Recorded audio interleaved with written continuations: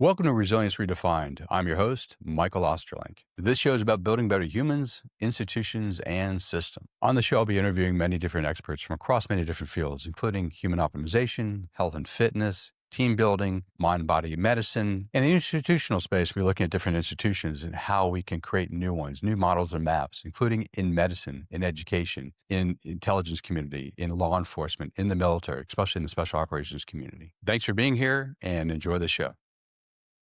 I want to welcome Tony Cohen. He is the founder of Feel Safe Daily, a platform delivering online safe defense programs designed to empower women with practical skills for self-protection and confidence. A master military Krav Maga instructor, Tony has decades of experience training individuals and groups in real-world defense tactics. His mission is to make safety accessible, practical, and part of daily life, helping women everywhere build resilience, awareness, and the ability to respond effectively in critical situations. Good to see you, Tony. Good to see you too, Mike. That almost sounds like I'd wrote it myself using AI. Would you believe that? Is there anything you want to add to who Tony Cohen is besides the little thing I just read about you? How long do we have? It's kind of interesting, actually. It was born out of, it's a business. Like I've taken a skill set, turned it into a business. And, these people would like, live your passion, live my dream. Honestly, I got sick of doing it. I didn't want to do it. And I got dragged into it. Like, and I refer to this a lot. A lot of the times with Krav Maga, I'm like Michael Corleone. I'm like, I don't do it anymore. I'm not instructing anymore. I'm retired from that stuff. What if we pay you this much? Okay, so I'm not that retired, And they keep dragging me back in. And it got to a point where, without going into too many details here, I'd done it my whole life. My dad did it, blah, blah, blah, blah, blah. My dad was in the Jewish brigades in the British military, like back in World War II. Oh, wow. Okay. And with the founder of Krav Maga, it wasn't called that back then, Krav Maga, contact combat, close contact, depends on your alliteration of Hebrew. And Amy and my dad were in the same unit, but I've got no evidence whatsoever they ever met. So I don't claim that. The odd if they did, but I don't know they did. And, the Krav Maga world is so flooded with bullshit and watered down systems. And post October, and I'm not going to go political on here, post October 7, it's become a marketing term. And you mentioned before we were chatting about self-defense, it's become a marketing term. And it's bullshit. There's a handful of self-defense. I'm not going to name one here, but if someone says, name me 5 self-defense instructors that you'd trust, I could do that. But Wow. a lot of them Okay. have wrote books that they've been in the game forever. And Krav Maga's gone the same way. And I never wanted to do it. I had a roommate in New York City. Full circle is. So when I was 48 years old, I took a mandatory retirement from my other job, had me around the world. And my whole life. Yeah. Can you, I know you can't speak too much about that, but can you give a hint of what your job before 48 retired was? Just so there's context. I had kind of an office job. I worked for the office. And I lived all over the world. Right. And Okay. yeah, so everything overlaps to everything, right? And at the time, my dad, I think, worked maybe for the same office. He didn't ask where I was and what I was doing, and whatever. He was in British military in what was the British Mandate Palestine. Little history lesson here for people who are losing their mind about shit right now. It was run by the Ottomans post like World War One, Israel. And then it was in around that area. Then it was in such disarray that the British took over the ruling of it because the Brits are good at that shit. What's the saying? The Brits have given us more countries' independence days than any other country on the planet. I can get away with that shit. I went to school there. And my dad was involved. And then it was very there's a few pictures of my dad in places not supposed to be dressed as an Arab and whatnot and whatever. So anyway, I take this mandatory retirement I was done. I was fried, and it was one of those jobs where you're on call forever. So you're just like you could be somewhere in Southeast Asia or North America or Europe or Latin America, Central America, and because that's where you are, just by coincidence. And then all of a sudden, you might be there for years and nothing happens. You don't get a call, and then the opposite. And anyway, so I'm in New York City. I'm done. I'm fried. I'm just like I don't. I've said like I don't want to get. I'm done. I'm out. I'm out. I'm out. And like just don't. I don't want to do anything else. And like I'm blown. I don't want. And my roommate at the time, because it's New York City, and you rent for your fucking 2 bedroom is like nothing, whatever it was. Like now, it's probably 20,000 a month. Back then, it was probably like 8. I feel But you. I feel your it's pain. normal to have roommates. That Seinfeld shit. Like you got to be earning 10 million a year to live like that in that apartment with all that space. Like it doesn't work like that. And she kind of put it together. I met her. I tangentialize. I met her. I'm in a bar in New York, like a European type bar. I'm leaning on the counter, watching the TVs and minding my business. My buddy's bar. I'm purposely trying not to name companies or brands here. And I'm like, mind my business, and I've got a T-shirt on, and it's probably got Hebrew on it. It actually did have Hebrew on it, whatever it was, and it wasn't political, but it was Hebrew. This guy comes, and he's like an African dude, clearly. He's smart casual dress, not some not a tramp, but he's got the tribal scar kind of thing, like like Seal had those thing.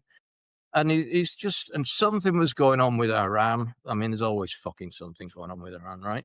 And it was Ahmadinejad, and he got like in my face, like close, and I got a glass of wine. I remember this. I got a glass of wine. He's like, Israel. I said, you know what? Like, it's my buddy's bar. I'm just watching a game. I was watching games from Europe back against the bar. Things that are second nature to me because of doing it my whole life back against the bar and you worry about behind you. No, because I know everyone behind me and they're working. That's no thing. It's not paranoia. It's just second nature. And it's my buddy's bar and it's a new place. And I don't like, they don't need any bad publicity. And anyway, the guy calms down and like backs off. Then he comes back 5 minutes later, more irate. And, this time, sit, both hands. Hey, like, I don't want any trouble. So very subtly, this is a freebie. Very subtly, I've gone from, I've got a glass of wine, don't want any trouble. 2, instead of putting my wine down and signaling, I've just took a mouthful, put it down slowly.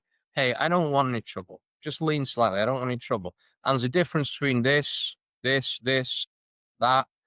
They're all very different, very subtle. These are, by the way, on our courses, the differences, little nuances, little tells. Anyway, he calms down again. The third time he's trying to get right, and he does this thing. It's right in front of me and goes, I was in the Congolese Special Forces. And his elbow was like that close. So, think about this, Mike. When someone does that and says that to you, what's the one thing you can absolutely guarantee they weren't in? Congolese special forces.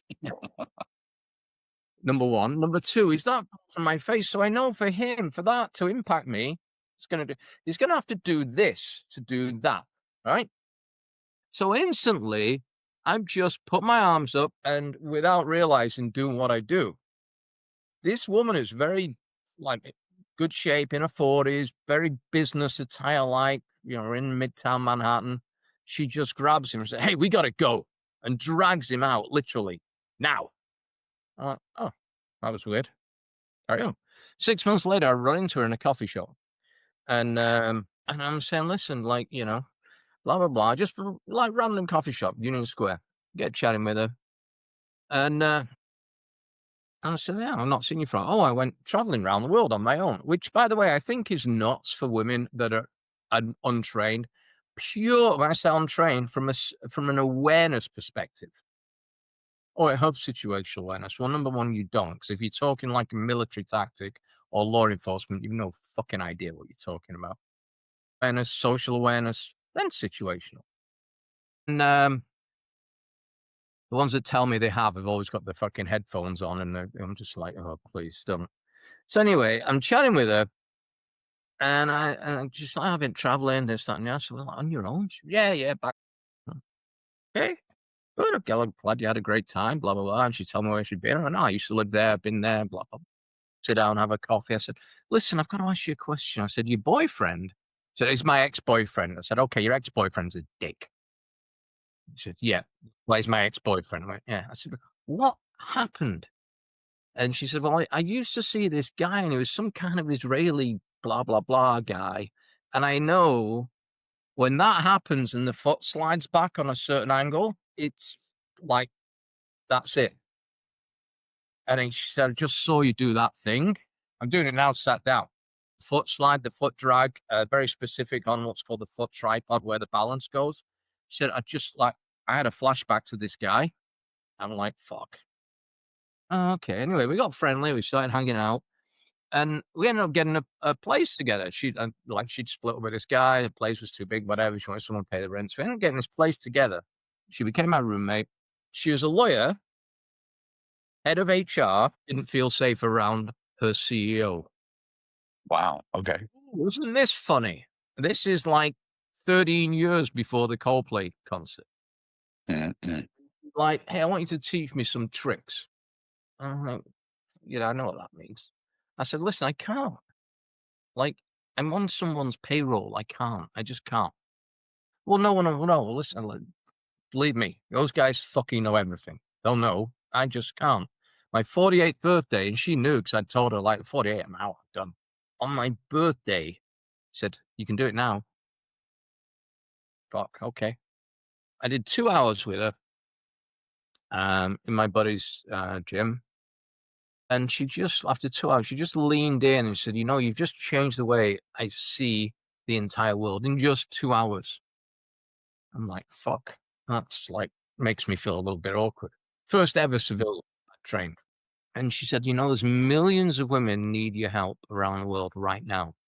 Can you help them? And she's leaning in and doing the eyelashes fluttering and the whole fucking thing. And I went, no, I'm done. I tried. No, no, no, no, no, no, absolutely no. About a week or so goes by, and she said, there's people, because she like was on my. She said, there's people. Literally, you're leaving money on the table and you don't have a lot of money. I went, well, I'm done. I just don't want to do it. Like, I'm not doing it anymore. Yeah, well, if someone paid you $10,000 an hour, you'd do it. I went, well, fuck yeah.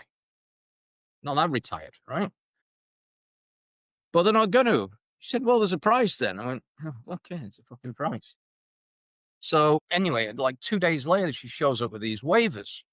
I made this waiver for you. I go, fuck. Well, you're in the US, and if you to do anything here, you're going to need a certificate and a waiver and the bits and pieces that. Fuck.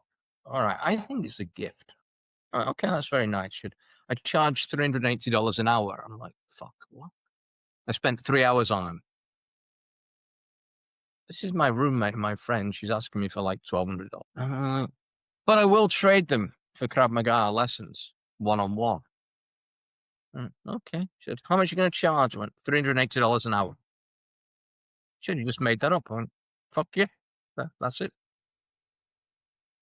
And she said, well, you're not going to get many clients at that. I said, I don't want any. I don't want to fucking do it. But to pay these off. Anyway, I got this certification from the Krav Maga head from the IDF. Not some civilian organization. I basically had to make a phone call, hand someone a bag of $5,000 cash for a piece of paper. I'm like, well, you can take the course. I've been instructing the course my whole fucking life. I don't need to take the fucking course. We can take the course. It's $5,000 on a piece of paper, or you can have a piece of paper for 5,000. We ended up training a little bit together as well. And like by default, I'm just like no interest. I had other things going on. I was working on some other startups, and like word fucking gets out. I think she had something to do with it. Word gets out. I'm getting asked by like these women's groups. Hey, we can't afford your rate, but it's just like 4 of us together and we pool it. Can you do it? And like this is the magic. And this is not an open invite, by the way, because I don't do it anymore. Unless you want to pay me $10,000 an hour. And they're just like, well, if we pay you this, split it between four of us, can you do it? We really need your help. And when I hear that, it's not some like holy roller fucking Batman cape thing. Like there's something there. The people, can you teach me to be a badass? No, I can teach you to be a dick, but you're doing a good job of that on your own. Like, no, I don't do that. And it got out. Then I started, because of where I was doing it. It was probably the high end gym in New York City, and there are non-disclosures. A lot of these guys, but a lot of the like Hollywood guys, action hero guys, used to train there. Some of them have British accents. That's all I'm giving you. And so some of my first civilian clients became those guys. The best quote I had, I'm like, you already do all this stuff. He said, yeah, that's movies. I want to go for a pint and pint with my wife without some dickhead wanting to fight my action hero guy. And I trained that, and then I started doing a little bit more.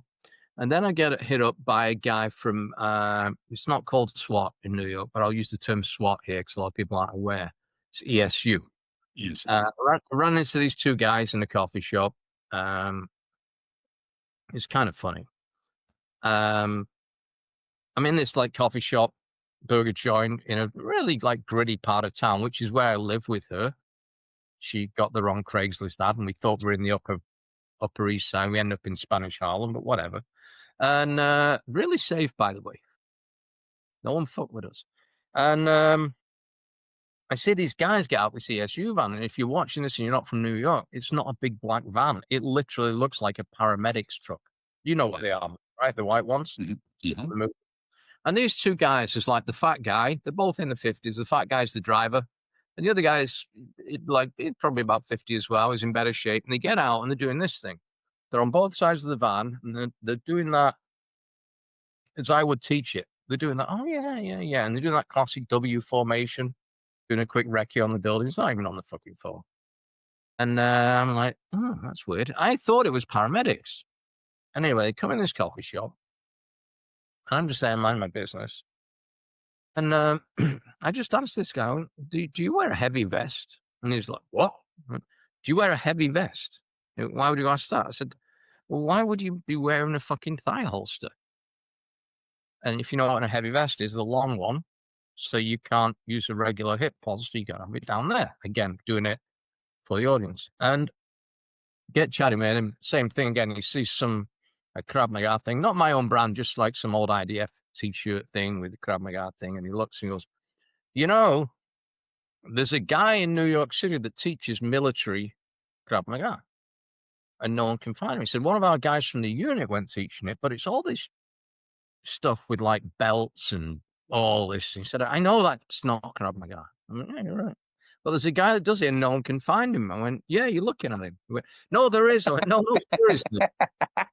The accent fools a lot of people. Yeah. And I said, no, I can fucking show you right now. He's like, no. I said, give me your phone. So he gives me his phone. I type my number in, text myself. I said, here's a free lesson. You're what, elite? Don't give your phone to fucking strangers. Now I've got your number, dickhead. Oh, shit. Anyway, so I end up teaching him. He showed up with a snub-nosed fucking 38 in Central Park to do pistol defense, pistol extraction work with a real pistol. I went, are you fucking nuts? Well, I thought it was a bit odd, but I thought I'd better bring a pistol in case you didn't have one. I went, no, use big bright yellow and bright green replicas so the PD don't shoot us for fucking around with guns in the park. Well, this is the elite, right? This is the elite SWAT team that deals with everything, shows up for pistol training with an actual real pistol that he pulls out of his belt. Fair enough. Anyway, train a few of these guys, this, that, and the other. And I picked up a few clients, and one of the things I ended up doing was train a bunch of bartenders. And bartenders in New York City are the bouncers. And, you've got to be able to like read things, read situations. And I love challenges. So it was like, hey, can you teach us for this very specific stuff? And I've done that for, kids with learning disabilities. I've done it for all these really And I'm kind of became the go-to guy. There's like the former head of NASA and all this stuff.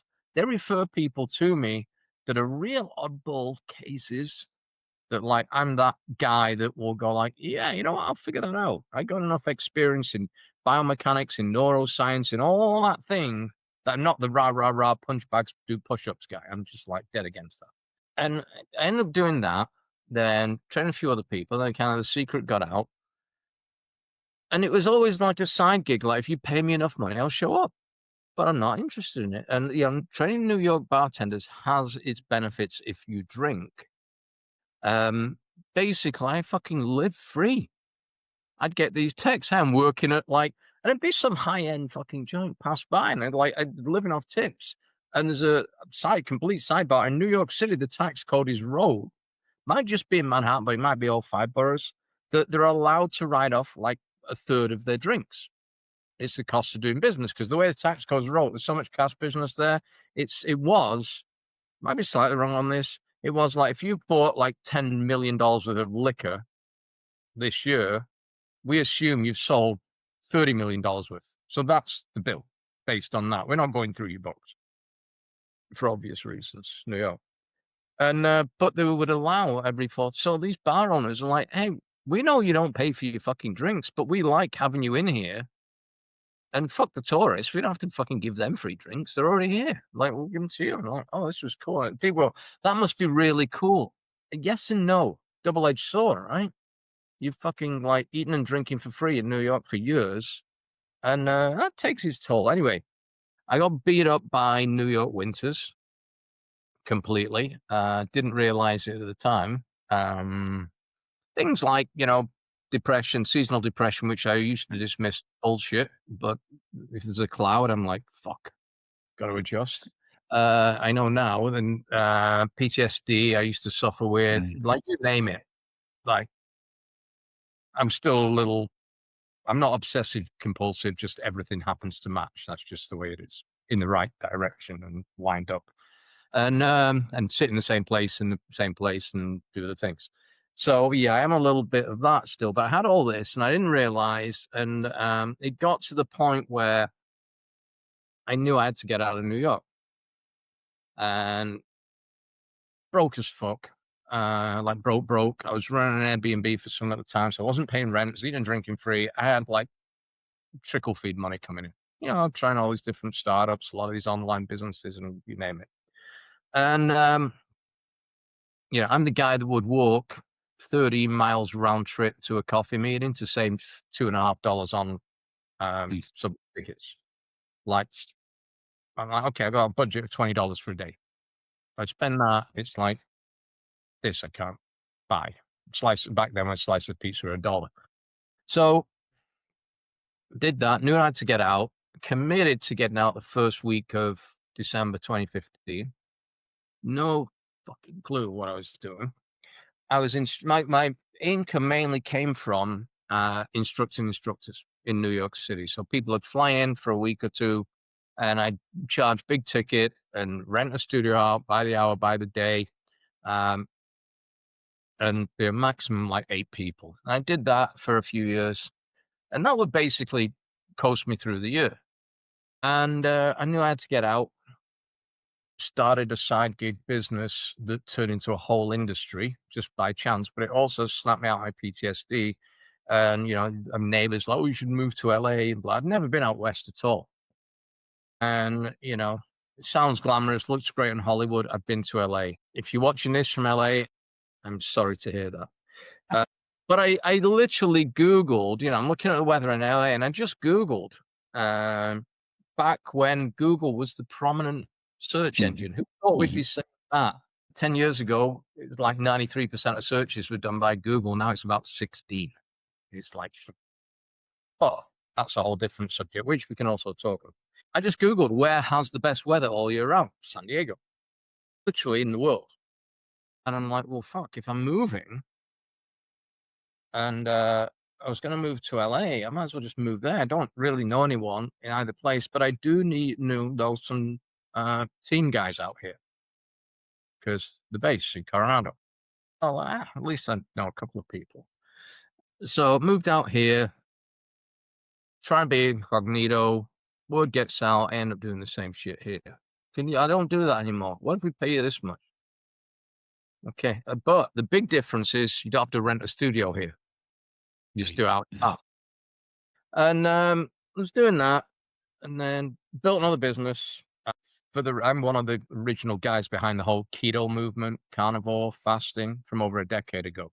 So that paid me well. So we built a business that had a regular flow of cash coming through, like building an ATM machine. So I was free to do a little bit more and all the rest of it. And did a bit here. And I was doing some more, high-end clients. Hey, come and train my family and lawyer. And I don't do that anymore. What if we pay you this much? I know the play by now. And the word's out. Like, he'll give you a price, pay him half in cash, and he'll do it. Obviously, I filed that with the necessary authorities. Of course. Fuck. So I did that. Don't want to do it. 2020 hit.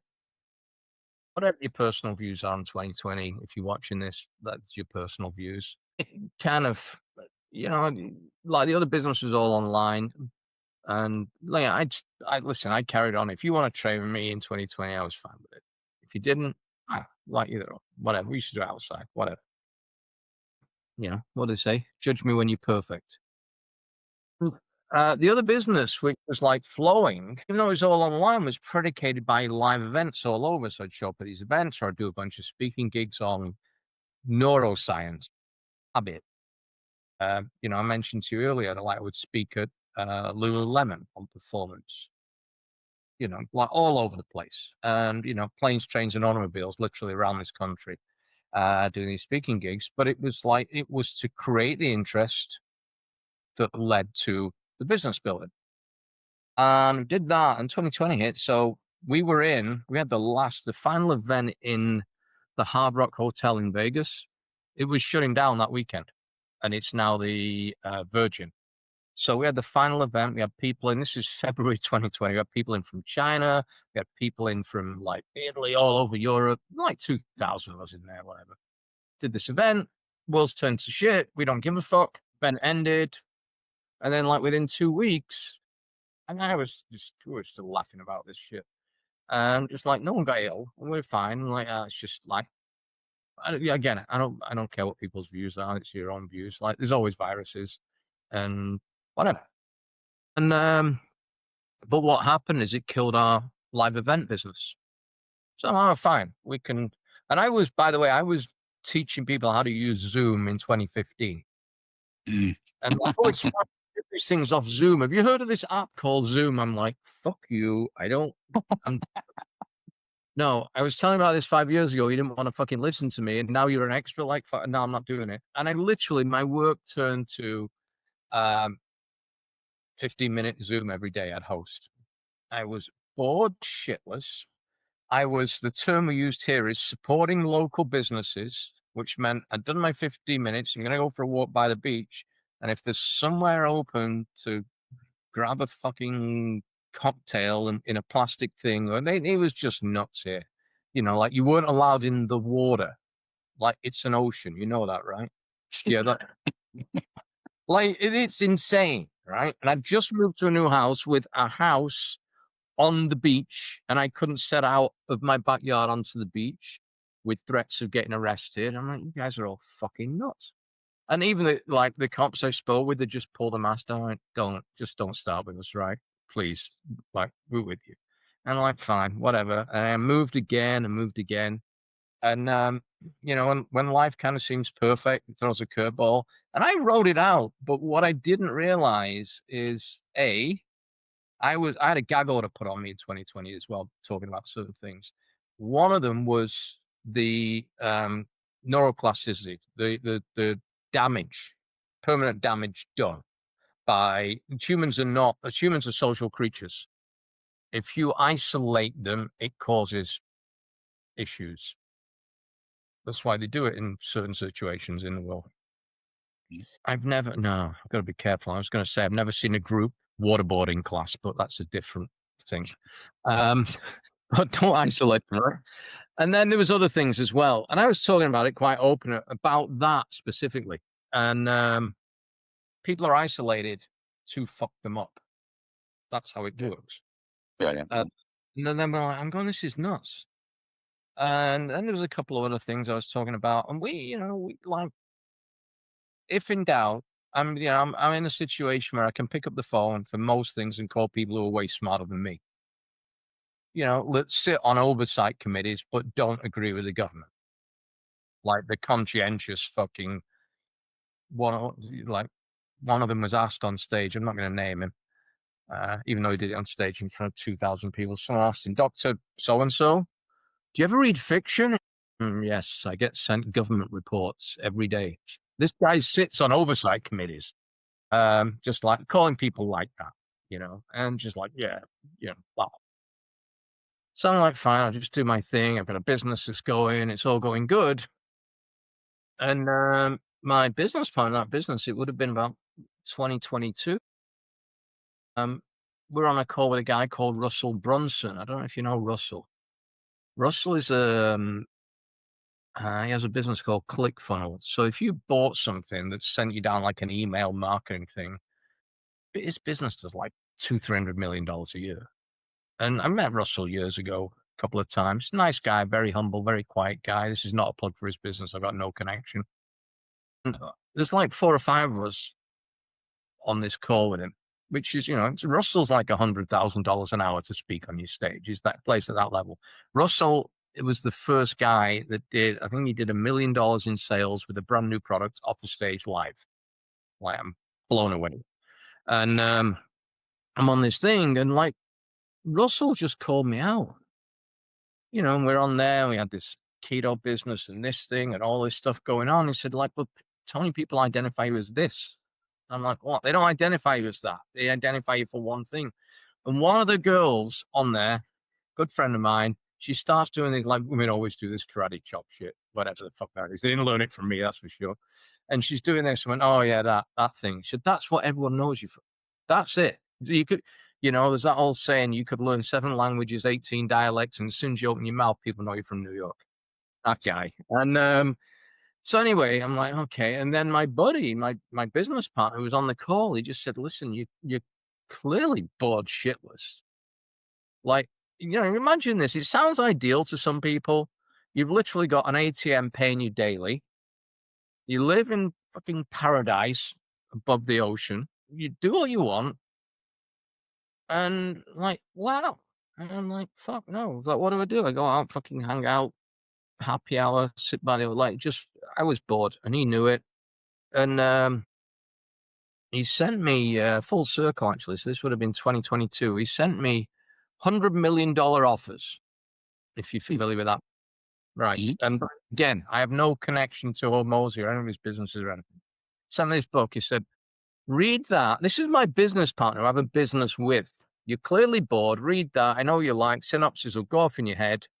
And I just know what you like. I've known you long enough. Reading this book. And all of a sudden, that ping, ping, ping, ping, ping. Inadvertently. And I got a notepad. I should have brought it, actually. It was 16th of January, 2023. Woke up, I'm in between properties. Oh, and by the way, I went through all kinds of really bad domestic abuse when I moved to this beach bubble. I had a roommate from fucking hell, which I didn't realize. And then another, like a whole bunch of shit went on. I had to move to another place with a landlord from fucking hell. And people talk about, it's one of the things we talk about in the business is like, domestic abuse isn't necessarily just for couples. It's like sometimes it's roommates, sometimes it's a landlord. It's like all this thing. Workplace abuse is not. It could be anything. Like um, community abuse could be like people gossiping behind your back or whatever. So I'm in between places. Should have seen the red flags for the fucking dickhead landlord, but and I felt it. Broke my own rule. Fell in love with something material, a particular beach cottage. I'm couch surfing. I woke up at like 2 in the morning, 16th of January. Always have notepads, always. And I just start scribbling. I'm going, hang on. Oh, Moses doing like 200 million a year. Russell's doing like 200 million a year. Some other guy's doing like 100 million a year. And my mind's like, what the fuck? I'm smarter than these guys. What the fuck? I'm not doing it. And I got a notepad and just started scribbling. And it was like that thing that resonated where she looked in my eyes, said, "There's millions of women need your help. Can you help them?" That was the light bulb moment. And just like ping, started doing it, figured out a way to scale it up as a franchise model. Like a whatever. I'm not going to name brands actually. But then I looked at what happened to franchise brick and mortar models in 2020 that just like literally shut down. And after like banging my head against the wall trying to get the first one open in this city is a nightmare for businesses. And in those early, what was it, 2021, 2022, I was voted onto the council. So I saw it from the inside. You know, I like Brooklyn. At least you know who's fucking you over, you know? At least you know where the money's going. Yeah. And, it's just like, fuck, 3 months about. And my buddy, who was one of my clients, same thing, had like a business locally doing hundreds of millions of dollars a year, that, like all predicated around events. They do a lot with real estate investors. And he just said, build it online. And I'm like, I'm massively technophobic. Like, I cannot work a laptop. Like, even to get on this Zoom, like, download this app. I'm like, yeah, I can download anything. I just don't know where it is. It's somewhere in this magical bot. I don't know where to fucking find it. Then it was like, I'm doing this now through the browser. I've got 3 browsers open for different things. If I log out of something on that one, if I log out of an email address on that one, I can't, it's going to send me to another one. So that's on that one, that's on that one, that's on that one. It's just the way I am. And anyway, it says you need to do this thing. One of my students said, I can help you with that. We start building it all out. Well, I thought it was going to take like 3 months, took a year. So from January the 16th, and why do I remember that date? I spent 4 hours on a notepad scribbling. Who are you going to need? You're going to need someone that understands the finances. You're going to need someone in structure, someone in this, someone in that. So, and then I wrote the whole thing out and reverse engineered it, because the whole thing was like, got to build $1 billion a year business in 7 years. What's it going to take? Reverse engineer. Done it before. Built one business that was worth like 3 billion. Co-founded that. It's a whole different story for another day. And did it all. Turned on my phone. Turned on Facebook. I have a dream. That was the first thing I saw, and it was Martin Luther King Day.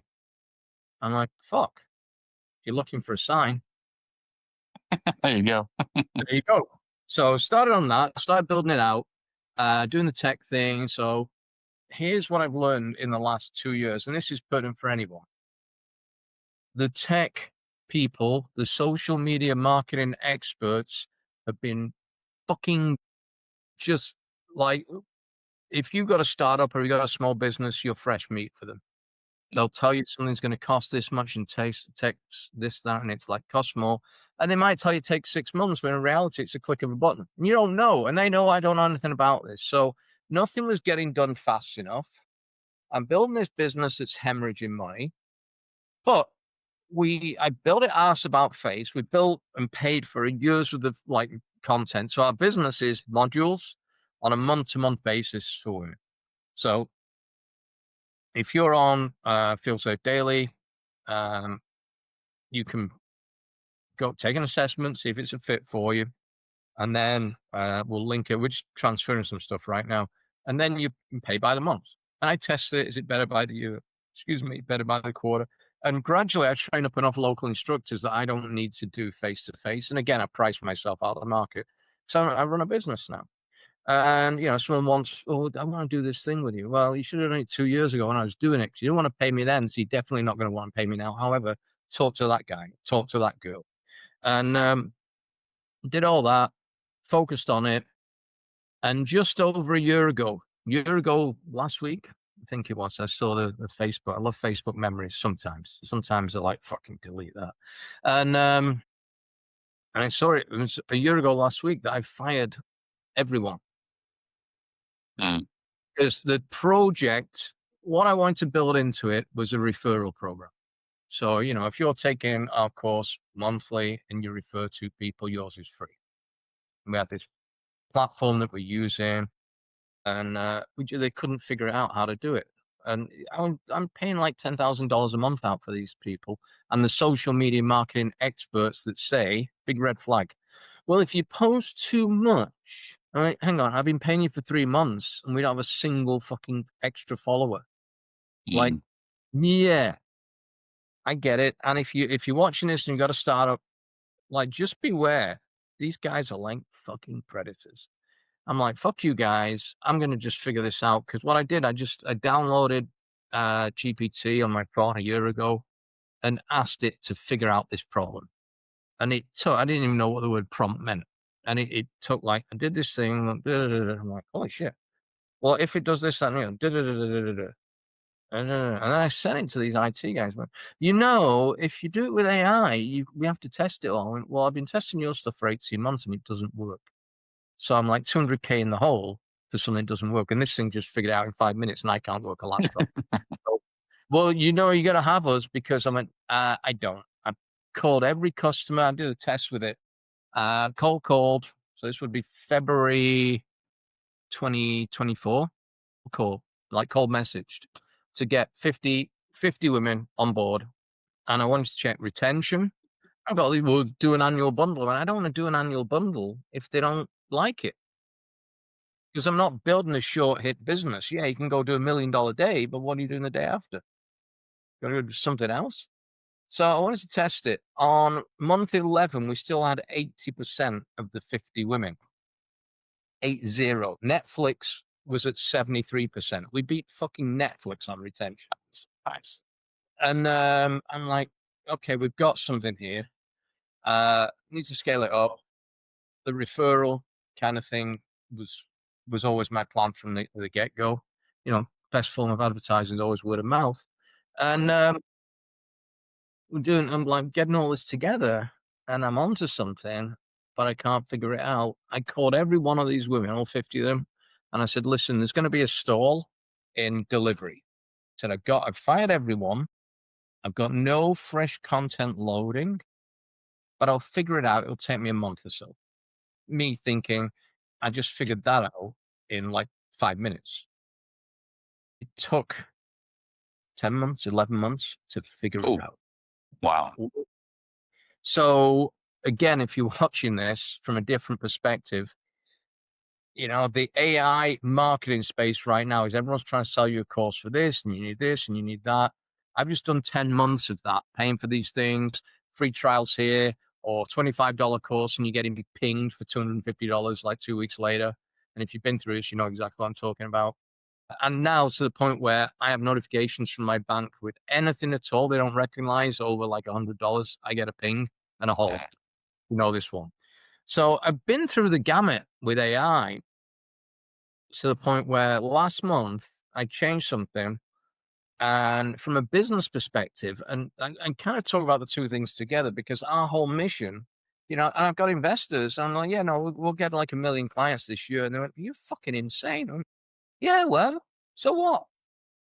Like, yeah, okay, well, if we do, I'll just pay you on like 5,000 of them, right? That's okay. I'm like, no, all right, shut the fuck up. Let me get on with what I'm doing.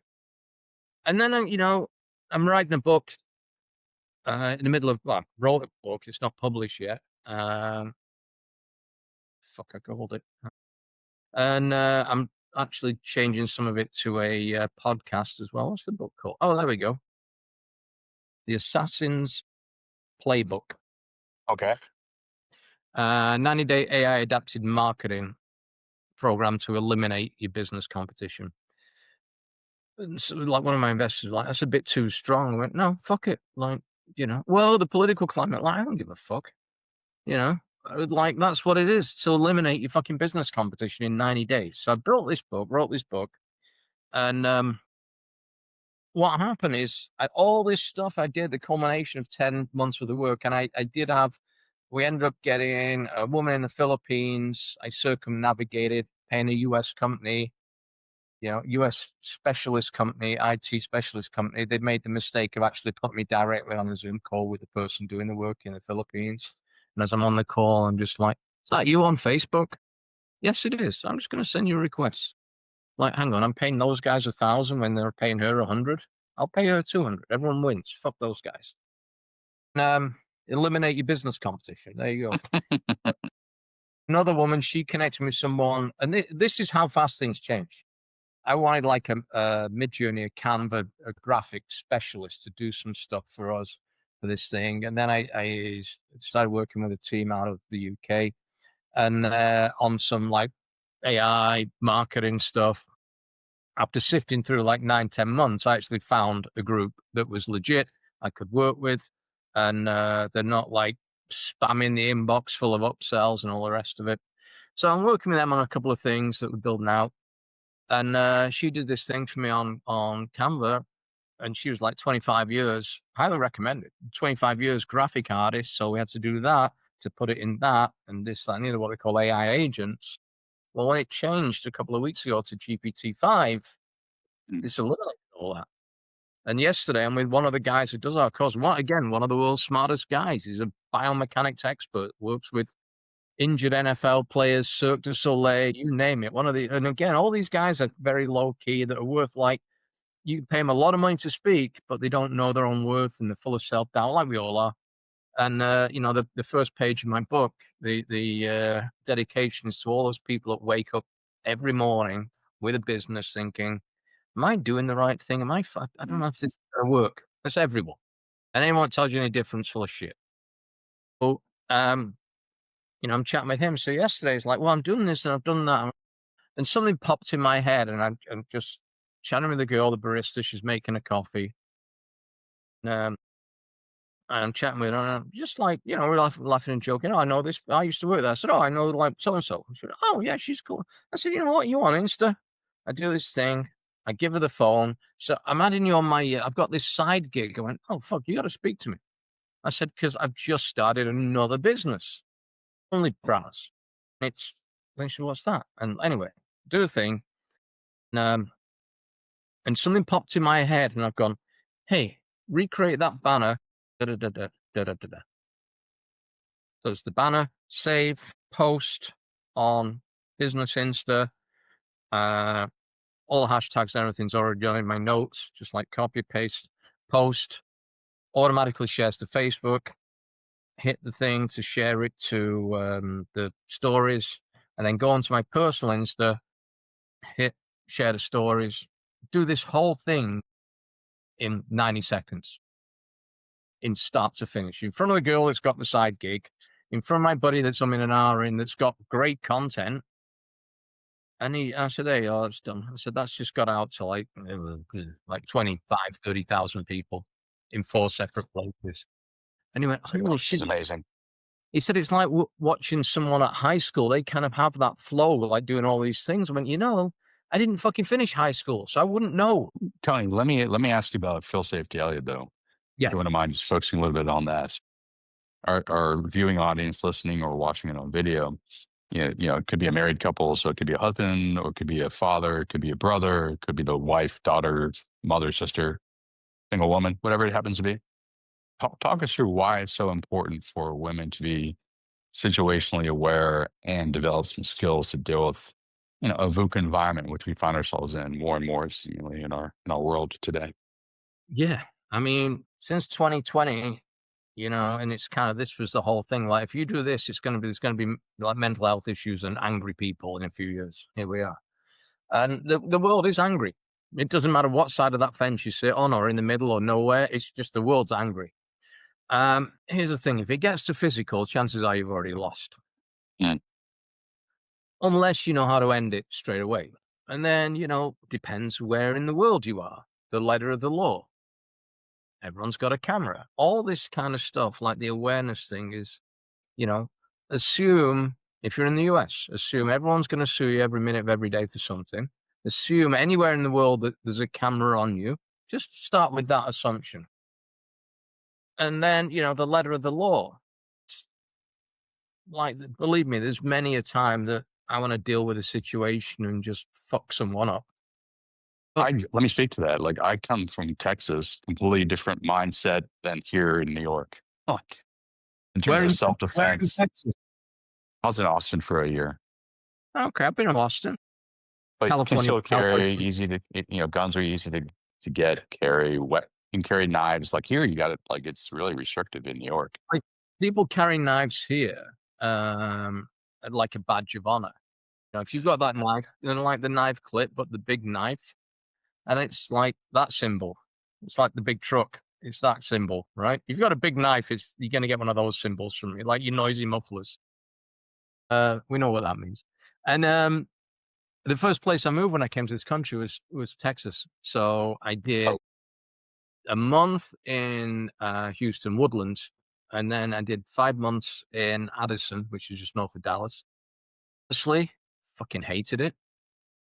I get it, the gun culture thing. And, I hear this a lot. Well, I'll just buy a gun. I'm like, well, you're not going to pull the trigger at someone. Well, I go to the range. So what? it's a completely different thing. You could do 20,000 marathons on a Peloton and fall off a bike the first time you get on it. It's like, you've got to like get into this. So a lot of the stuff we talk about, fight, flight, or freeze, one day humans freeze. And like to put someone in the crosshairs and pull that trigger, like, if you're Mary from the supermarket and you're carrying and something happens and you're gonna freeze. And Mm. statistically, um, knives, by the way, are fucking insane to carry. And I'd rather have someone put a gun at my head than pull a knife on me. And I'm fucking covered in knife scars. Mm. And well, my knife instructor, your knife instructor is a good looking guy. He's never been involved in a fucking knife fight. Because if there's knives, two principles here, and like the crew that I train with all know this, the instructors all know this. So I'll ask you this, Mike, and this is not to catch you out. If someone pulls a gun on you, what's the most important thing? For me, as the If someone pulls a gun on you, what's the most important thing? for me, you on the gun. Yeah. The most important things don't get shot, right? Yeah, I'll say like I don't want to. Yeah, okay. Someone pulls a knife on you, what's the most important thing? Well, I don't want to get stabbed either, but I'm gonna Well, guess there's a different answer to that. there is.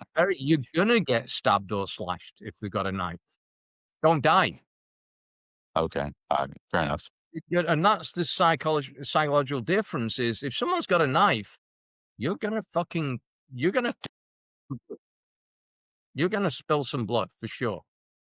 And some of this stuff out there, and again, there's some very skilled people, and there's some people that are gonna get people fucking killed. Mm. Personally, I don't. I've done this live for years, but I don't do pistol defense work, knife defense work on video because not even a liability perspective. It's irresponsible. Mm. And there's so many nuances and things. If it's just hand to hand and you slip up, you might get punched in the face. And by the way, if you've never been punched in the face, it doesn't really fucking hurt that much. And there's like, if it gets to physical, you're gonna be able to fuck them up and end it instantly and escape. Escape. Yeah, yeah.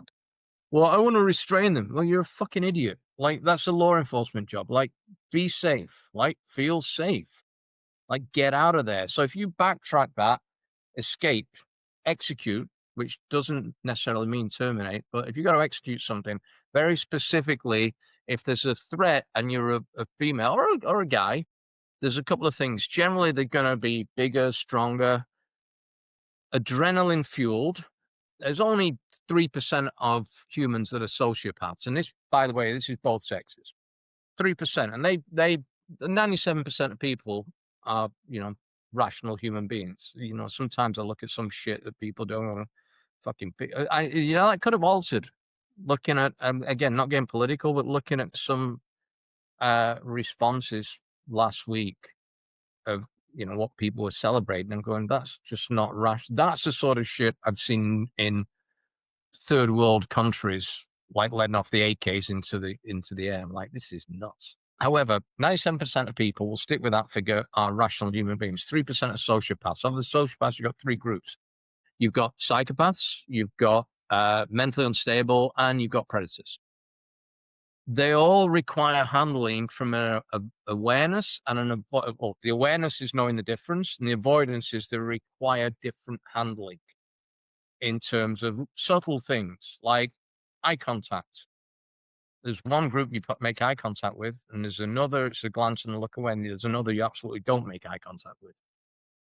And it's being able to assess, being aware enough to assess that situation on a tell. Almost if you think of You see these things with like high stakes poker players, and they're looking for tells, for micro expressions, for little twitches, whatever it may be.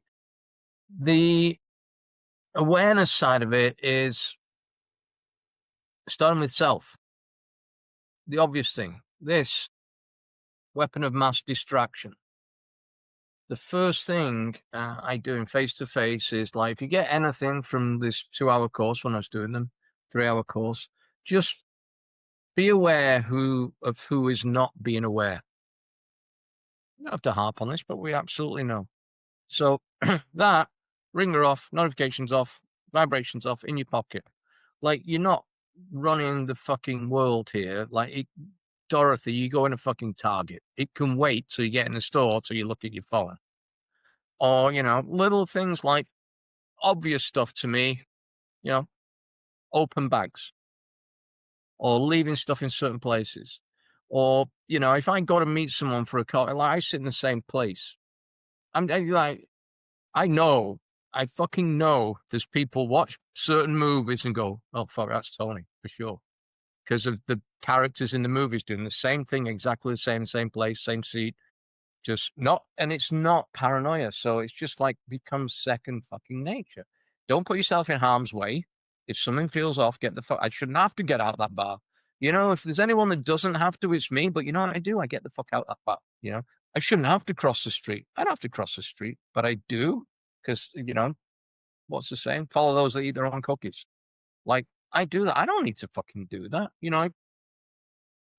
I'm without sounding egotistical, I'm probably more aware than most people. I've seen this, and I've had real life situations where I've diffused it. And here's the full thing: is when people find out you instruct Krav Maga, it's like, well, I'm not going to fuck around with you.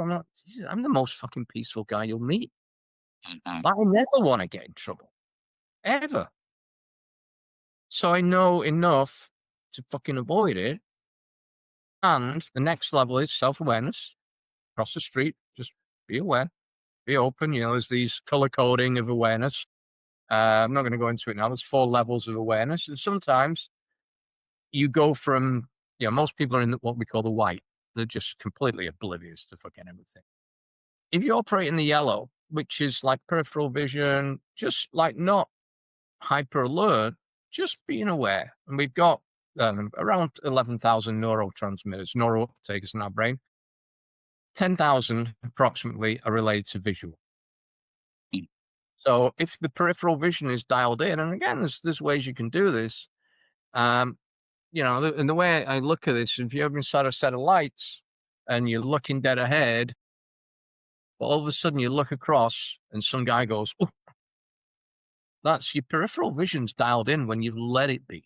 However, we live in such a white noise society with so much fucking stuff going on everywhere, and we've become a little bit like this and living in a perfect bubble. It's not safe. Well, you're not fighting fucking saber-toothed tigers. That was not safe. That's what our fight or flight was designed for. And now it's like you drop a milk bottle and you're in a fucking panic. It's like it's all off.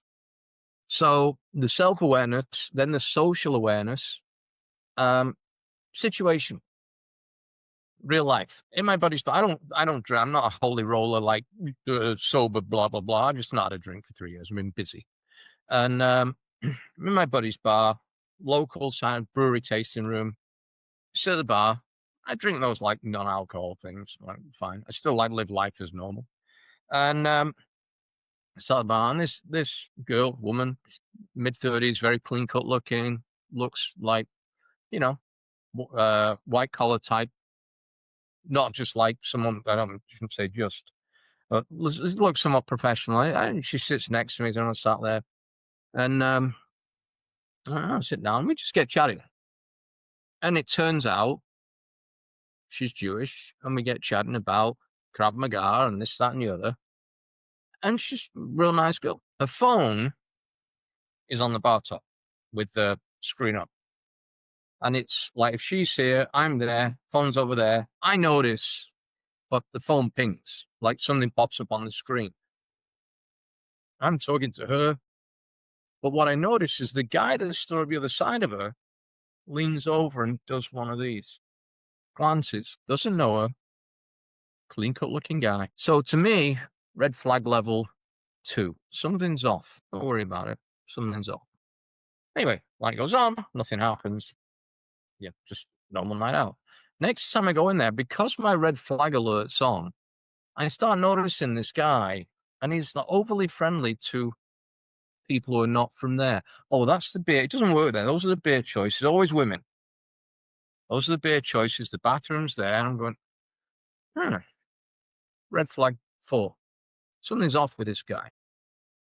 So I choose to distance, and he wants to be friendly with me and this. I'm like, no, I'm good. I'm just like, I make bullshit excuses up. Like, hey, I have claustrophobia. I'm just a little, like anything. I'll tell people. Like, I do it when people get close to me. That's a perfect, like, oh, I got claustrophobia, buddy.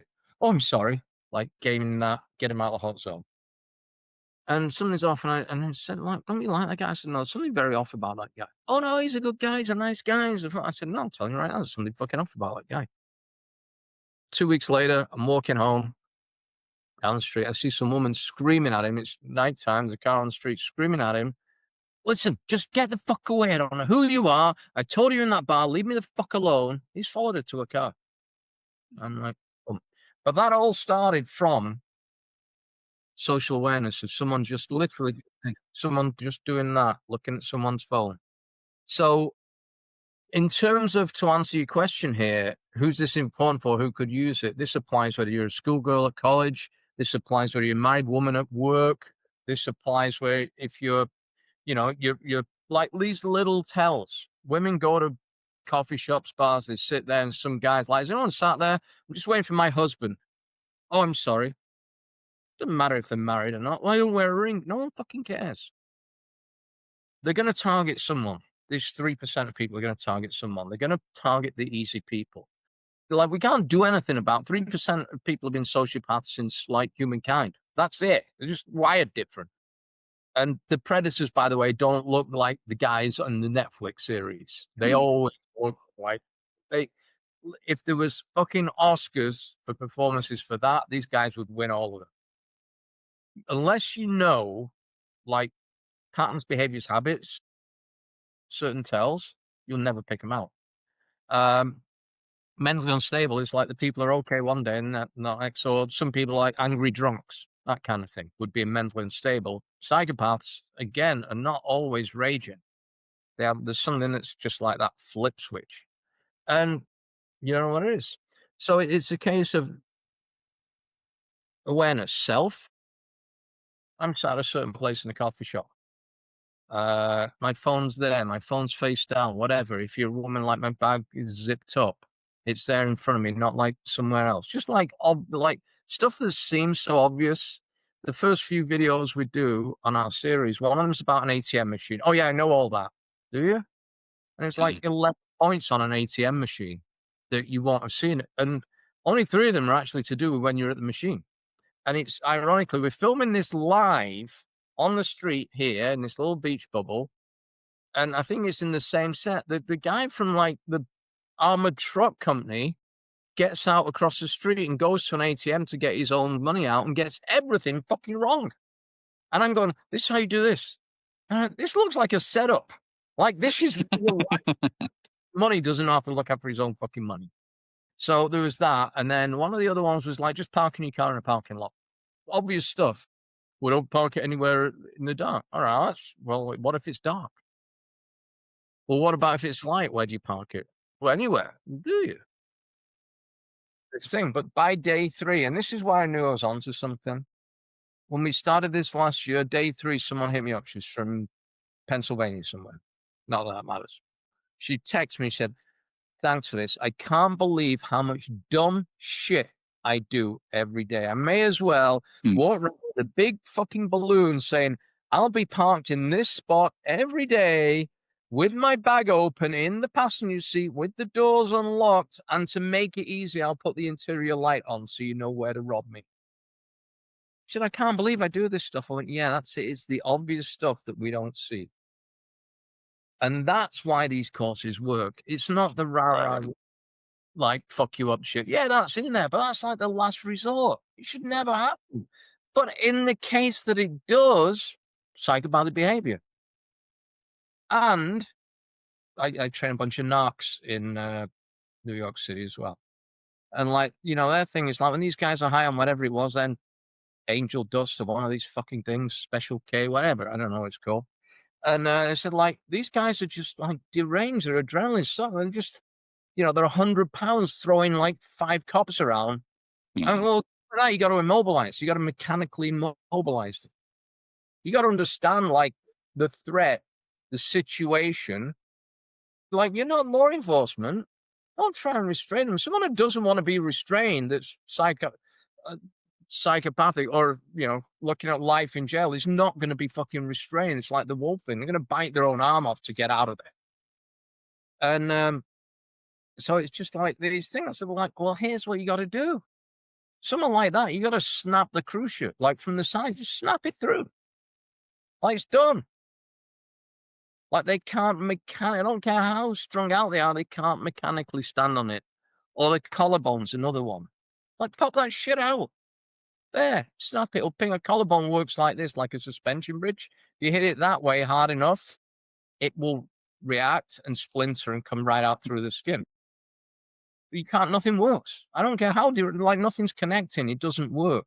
So you got to look at the threat. What's the threat? Am I in, that thing is like, if I'm in fear of my life, and that's that's you're out. True story. Like, if you're in fear of your life and you get arrested, that's what hey, I was in fear of my life. I need to speak to a lawyer. That's it. Done. Yeah. Like, I literally walk around in fear of my life all day, every fucking day. And yeah, I've been outspoken about certain things I'm not going to get into here. And people know it. And I walk around with like old IDF gym vests. I mean, part of it is like, I shouldn't be antagonizing these people, but fuck you guys. If you wave with a flag, I'm going to like, I don't care. You're not going to say it to my face, but I'm aware it happens. But now I have that overriding fear of life all day, every day. So whatever I do to respond, it's probably because I'm in fear of my life. I need to speak to a lawyer. So where can people learn more about Feel Safe Scaling? You can go to Facebook Feel Safe Daily. I'm just looking at what it is now. Best thing to do is actually take one of our assessments, which is feelsafedaily.info. Yeah, I'll make sure to include that in the show notes. So Yeah. people can go on to your website. Tell me a little bit more about the assessment. So the assessment, I'm taking a website down because we don't need it, because it's like, you can put a bunch of glamour shots on there and videos and all that. It looks really fucking cool. And my stuff doesn't actually look as cool as some of the other stuff. I'm not doing backflips and roundhouses and all that stuff. You won't even see most of the stuff that we do. It's so subtle that, it could just be like a finger movement, very subtle, and no one will see what happened and someone's fucking finished. Done. The assessment is suitability. Like, are they suitable for us? And then the assessment will take them to some information. And at that point, they'll get an email, because we also want to know who is like dialing in with us. The old team, like, what if men buy it? Like, we can't really stop it happening. But, what if men are buying it for the 16-year-old daughter? Right. On that sidebar, this is interesting, actually, because it also points to part of your question. A few years ago, probably like 2021, 22 maybe, I got hit up like randomly from local women that didn't know each other. It just kind of happened. Like, hey, do you train like teenage daughters? Maybe it was a backlash from 2020. Teenage girls. I went, well, no, I don't. Well, I wanted to know something before she gets a driver's license on her own. I said, well, there's probably some legality with it. I don't want to be like in a studio with a bunch of teenage girls, because that's how fucking stupid rumors get started. But what I will do is, if you train with your daughter, there's a valid thing. Number one, you're going to get bonding. Number two, you're both going to do the same stuff. But when you're walking down the street and she sees something, you're not going to second guess when she says, hey, Mom, we need to cross the road. If you hadn't done the same stuff, you're going to go, why? What's wrong? Blah, and take her. All right, so you need to do it. So I'm mindful not to. Also, I used to tag people that were training with us. internet's a weird place, right? And some of these women were getting hit up by weird guys. So we just don't do it. So I'm mindful not to use people's names. One of them, bunch of them, 15-year-old girls, train with their moms. And one of them's just like, very introverted, clearly smart, clearly intelligent, very quiet, and single mom, single daughter. Like I can relate. I grew up with just my dad. My mom died when I was 7. I have no siblings. Small Jewish kid, non-Jewish neighborhood, non-Jewish school. I got bullied all the time. My dad had to fight Irish gangs. Single kid, small Jewish kid, non-Jewish neighborhood. My son, small Jewish kid, non-Jewish neighborhood. My son's a pro boxer now, by the way. Oh, is it really? And bare knuckle pro as well. Oh, he's an interesting character in his own thing. And he, by the way, he did a 5-day instructor course for me. He lasted less than 2 seconds as a pro boxer. You're done. On the course, I'm like, you let your son speak to you like that? I went, no, if you get one of those in that pressure point, the only word, the correct response is actually motherfucker when you're on the floor grabbing it. That's how it works. I'm not telling you what it is. Don't do this at home, kids. Unless your son's a pro boxer and you're trying to prove a point. So she trained, and then she started training more. And at that point, like, her mum kind of dropped off a little bit, and she was like 16, she had a driver's license. And at that point, I was okay. And it was always like small groups. And then she became an instructor. So she's now in university in Colorado. She doesn't do it. She just knows it. But, this quiet girl, and it would have been about a year ago. We're in a face-to-face thing. And I've just been mindful not to say her name here. And I said, hey, at school where those guys fuck with you? And she just turned around and said, those guys don't fuck with me anymore. The guys are still fucking around with someone, but it ain't her. Mm-hmm. Someone's going to be a target. Let it be fucking somebody else. It sounds terrible, I know, but let someone else be the target. They're going to target someone. I got bullied at school. I went boxing and got the shit kicked out of me. My dad just kept taking me back until one day the trip switch went off on me in school, and I ended up like headbutting someone and sack of shit. They went down and still never got bothered since. I gave myself the same advice when to school and getting bullied, denying it. And this is a thing for if you're a parent, your kids will never admit that they're getting bullied at school. And I was getting bullied by teachers, which I didn't realize because they make it like if your dad finds out what you've been doing wrong, and I was getting beat to shit with like wooden bamboo canes and all this kind of stuff. And I wasn't the only one. It's funny. I just reconnected with people I went to school with, and every conversation starts with, "Those teachers are a bunch of fucking sadists, weren't they?" Right. But not just me. Then, no, that's how they were. So this kind of stuff that I'm bringing this up because you mentioned if they've got daughters and things like that. Yeah. We don't come home proud and say, hey, I got bullied or picked on today. We kind of do that. Yeah. And it's just like every schoolgirl needs to know this stuff. Feelsafedaily.info. They just do. My buddy here, again, I'm just mindful. He's like the front man of a huge rock band. And he's been a wrestling coach for years. And he clearly is no stranger to a fucking bar fight. And he's in good shape and all the rest of it. I train his wife and his daughters. He's trusted me to do that. Because, and then it's kind of full circle. And they go home and they message me. I'm just like, hey, we did that thing with dad. And, he choked us out and we got out of it. It was really impressive. I said, did you do the other thing? The thing that guys don't want to happen to them should know. I said, just catch him off guard and do that. And then one day with someone, and he's like picking up a hammer, fucking around and saying, hey, I got your daughters on speed dial, buddy. And he just went, fuck off. He's clearly had the 2 fingers to where it hurts. Right. Show him that trick. That's awesome. So to answer your question, wives, you just need that shit. You need that, like if you're in a coffee room at work or whatever, just to be aware that you're being targeted, and oftentimes, especially at predatory, you won't be aware, and when you are, it might be too fucking late. Tony, thank you so much. Definitely want to encourage folks to check out Feel Safe Daily.